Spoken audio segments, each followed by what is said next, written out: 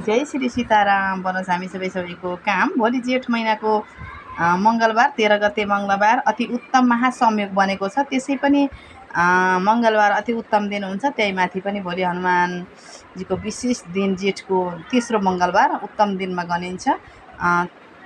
त्यसै माथि पनि फेरि शनि महाजयन्ती दिन भोलि, त्यसमाथि फेरि बट सावित्री पनि परेको छ। यो उत्तम दिनका दिन एउटा दुईवटा कुराहरू हामीले गर्न नबिर्सेर गऱ्यौँ भने चाहिँ अति शुभ लाभ हुन्छ, शुभ दिन हुन्छ, शुभ मङ्गल हुन्छ।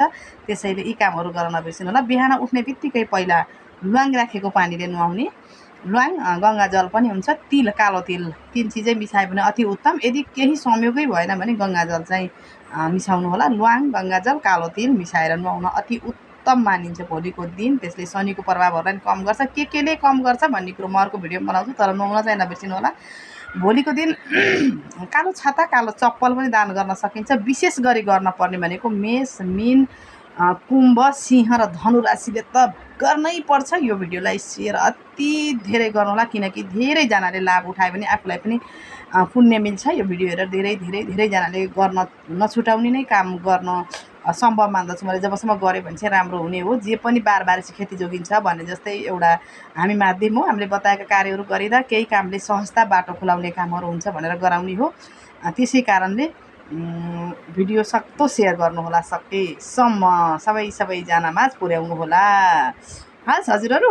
अनि त्यस पछाडि चाहिँ बट सावित्रीका लागि के गर्नु भन्दाखेरि भोलि बिहान उठेर नुहाइधुवाइ गरिसकेपछि बरको वृक्ष बुटामुनि गएर अलिकति काँचो दुधमा, भए गाईको नभए अर्को भैँसीको पनि हुन्छ, दुधमा अलिकति बेसार मिसाएर बरको बुटामुनि चढाएर दर्शन गरेर घर आइदिनु होला। सकेसम्म शुद्ध शाकाहारी खाना खानुहोस्। शुद्ध शाकाहारी खाँदा नै उत्तम हुन्छ। शनिको प्रभाव कम गर्नका लागि भोलिको दिनमा गरिब दुःखीहरूलाई, असाध्यै विपन्न ब्राह्मण भनिन्छ भन्नलाई, नत्र भने मजदुरी दाइ भाइहरूलाई पनि खुवाउन सकिन्छ। विशेष गरी भोलि समोसापुरी खुवाउँदा अति उत्तम, तेलमा तारिएका चिजहरू खुवाउँदा अति उत्तम। यदि सम्भव रहेसम्म चिया पनि खुवाउनु भनिन्छ, किनकि चियापत्तीको दान पनि भोलिलाई शुभ मानिन्छ। त्यसै कारणले 3-4वटा कामहरू छन्।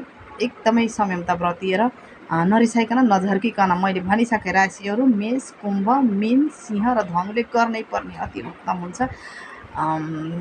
सिंह र धनुलाई ढैया चलिरहेको छ, विचार गर्नु होला बोल्दा बाणीमा। र अति विपन्न पारिवारिक र आफन्तित दिदी बहिनीहरूमा बढी मेलमिलाप, दाजुभाइमा मेलमिलाप गर्नुपर्ने हुन्छ। 7:30 ढैया चल्दा चल्यो भनेर आत्तिन पर्ने त हुँदैन, तर पनि विशेष मैले भनिसकेँ बाटो खुलाउने माध्यम हो हामीहरू भनेको। केही कुरा बताउँदा सहजता निकाल्न सकिन्छ कि भनेर मात्रै बताउने हो।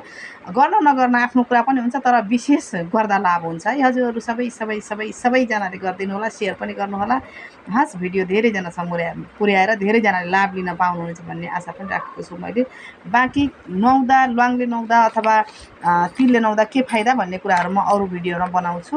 संयोग रहेसम्म भोलिको दिनमा गङ्गा जल मिसाएर ल्वाङ लिएर गएर शिवलिङ्गमा पनि चढाउन सक्नुहुन्छ। शिवलिङ्गमा ल्वाङ चढायो भने शनिको प्रभाव कम हुने हो। अरू कुराहरू धेरै कुराहरू बताउनु छ अर्को भिडियोमा। जय श्री सीताराम, मङ्गल होस् हामी सबैको काम।